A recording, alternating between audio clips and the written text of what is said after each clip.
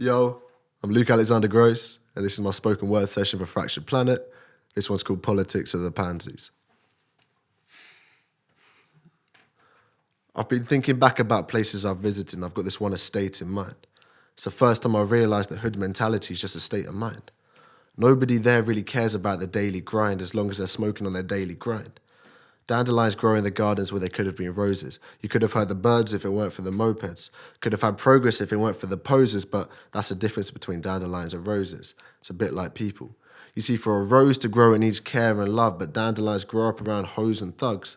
They grow up through the pavements in our inner cities. When I was younger, I used to look down and think they were pretty, but as I got older, I started looking down on them with pity. You see, in class, we're taught that dandelions are weeds, so they don't do so well in the school. Their aesthetic appearance is the only reason we consider them fools, but they hear this too, so they stop following the rules.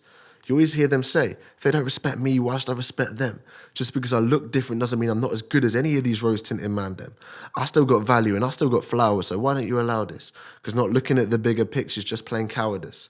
If you smoothed out the pavements and funded urban development, I'd look just like the rose and you'd feel far less benevolent. Now the roses look down on the dandelions and they laugh. They call them silly. They ain't got to worry about this shit if they're hanging out with the lilies. But you see, it's not the roses' fault either. They too grow up with disparity. And let's not pretend just because they're young they don't understand classism as an everyday reality.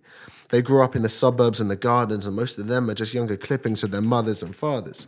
They grow up right next to them in their picket fence paradise, and have people looking down, admiring them most of their life. Now back on the estate. Now, the government gives the dandelions drugs and pesticides, believing this is where societal problems reside. And the dandelions rarely open their eyes, they just sniff up the nutrients from the pills and the lines.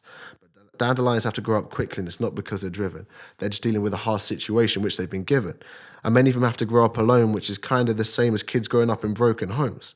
Though they're the same as the roses, they're just looking for the light. They're just born closer to the road.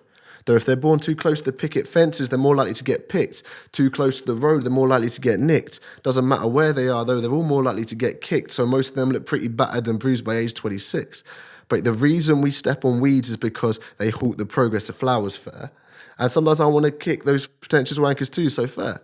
I've had enough of those zealous stares and overhearing whispers saying, don't go over there.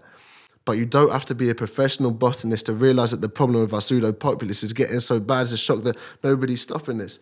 Maybe even our politicians get off on this, looking down at the people with the wrong end of the binoculars. The problem with our society is the beauty of the flower is how we determine worth, but we never stop to think about the quality of the earth. Big up Fraktured Planet.